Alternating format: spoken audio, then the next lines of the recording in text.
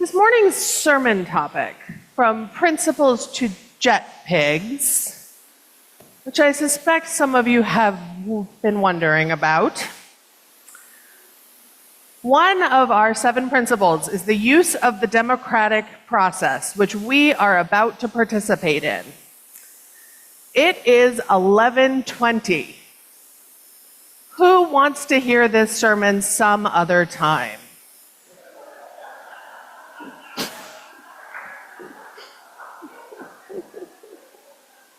I'm sorry, the majority has won. You're going to have to stay a little late. I gave you the choice. In the 50s, the Unitarians and the Universalists were like those friends who you know would be perfect together if they could just get it together.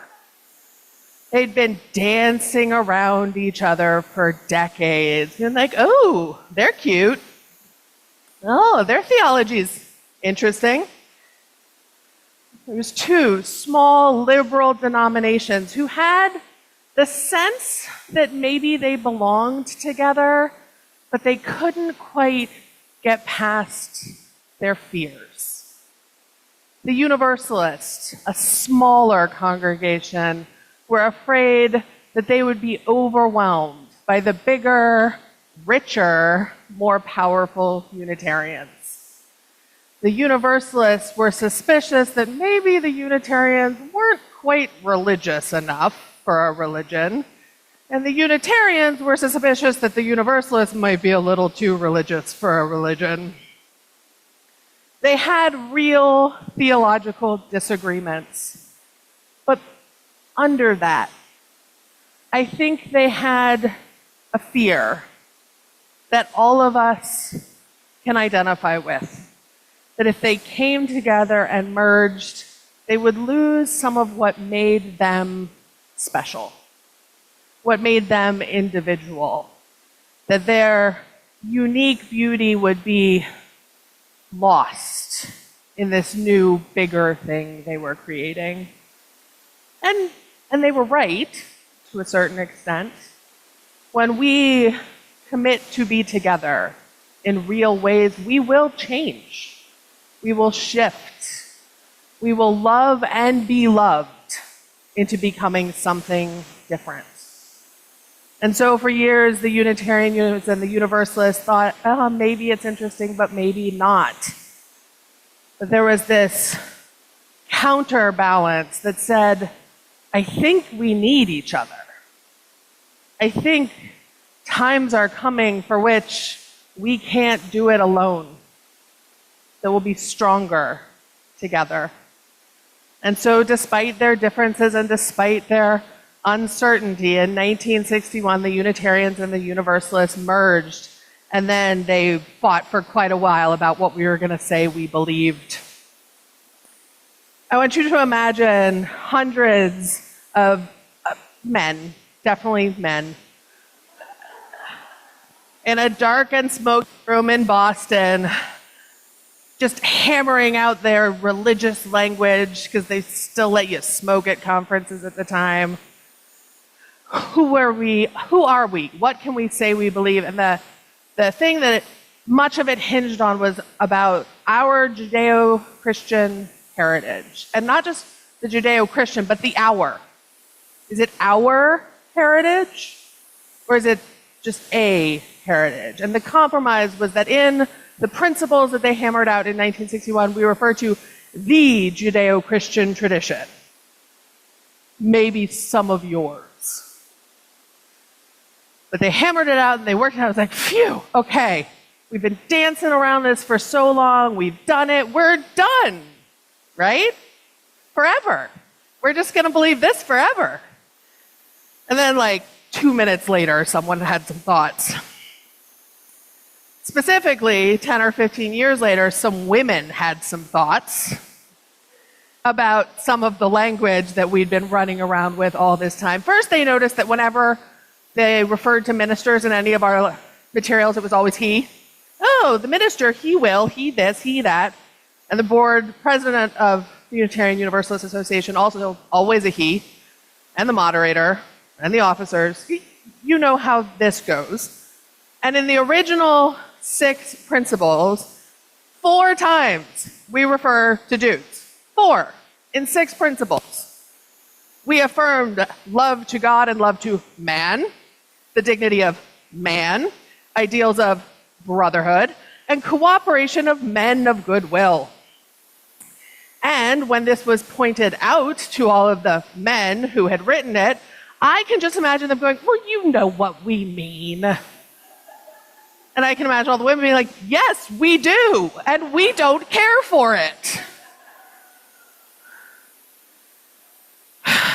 There's plenty of words we can use. And so new principles were written with new language. And obviously, all of those people who had hammered out the old principles and resisted were like, yes, please, usher us into this new age of gender equality. This looks great. Not so much. So then we fussed about it some more. And there was a choice. There was a choice to try and just push them through as written, to say, you know what, no, we're tired of talking about this with you. You've been talking forever. This is the thing.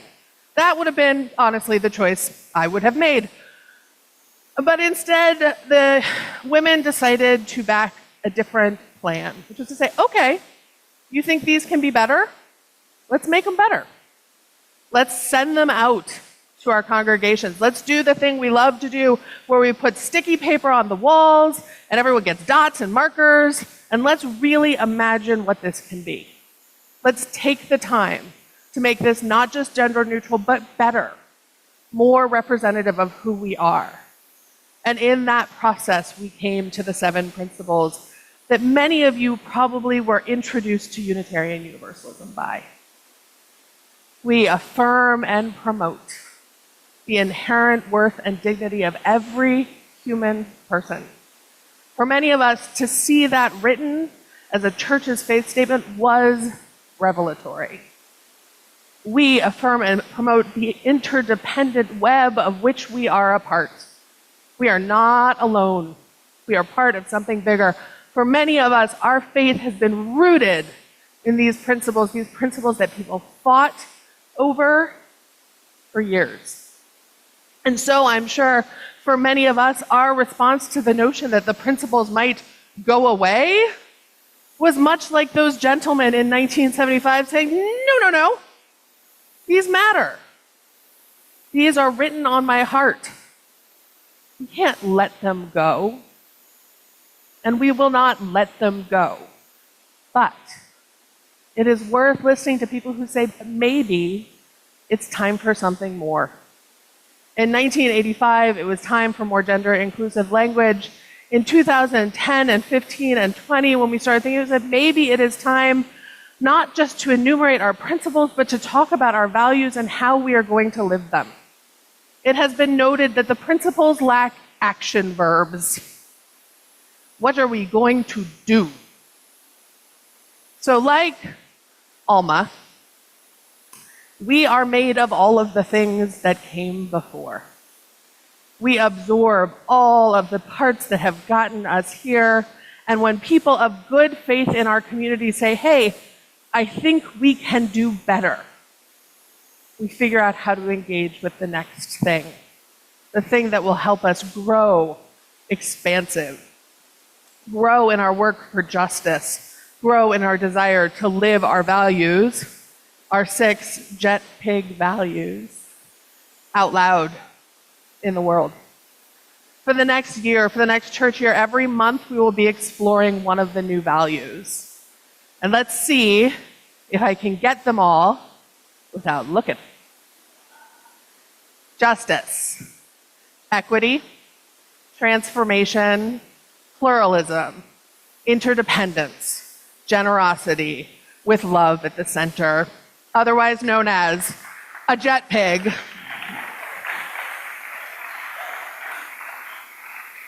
The first time I heard that word, I thought, is there nothing we cannot give a stupid acronym?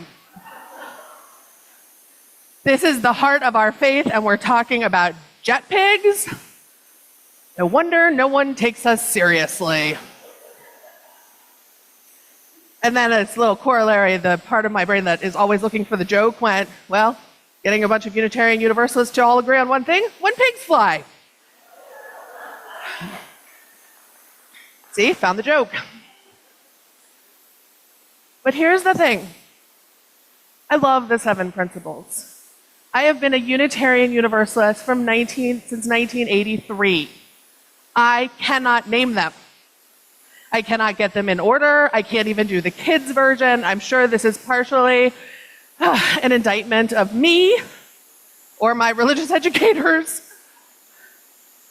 There is something to be said for making it as easy as possible for us to not just remember what we believe, but name what we believe as we go out into the world.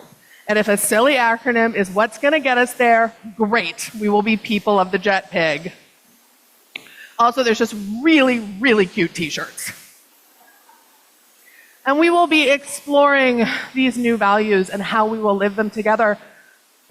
But I also want to honor not just the new values, but what it says about us as a people, that we keep seeking the thing that will be more true, more real, more of the moment we are in. Each of us will have a time in our lives where we are the ones pointing the way to something new. And each of us will have a time when we're the ones who don't want to let go of what is. For those of us who don't want to let go, I hope that we will honor the people who push us, even when we don't want to be pushed. There will be times when we will be pushed farther than we want to go. And there will be times when we are the ones pushing people farther than they want to go. Sometimes we will be both things about the same issue at different times. I like to think of those women who pushed in the 80s. Now are some of the ones now being like, wait a second, it was great. Yeah, we had to change it, but you don't have to change what we did. I hope that all of us will be grateful for the people who push us. And I hope that all of us pushers will be grateful for the people who can see the beauty in what is already and help us make that part of where we're going. We are a people who don't stop moving, but we don't leave behind who we were. We make it part of who we are. Every single piece of our tradition informs who we are today.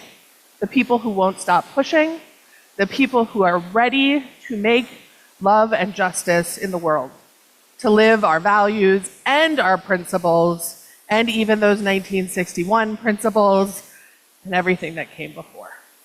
We are a people who continue to evolve while honoring where we have been. May it be so. Amen.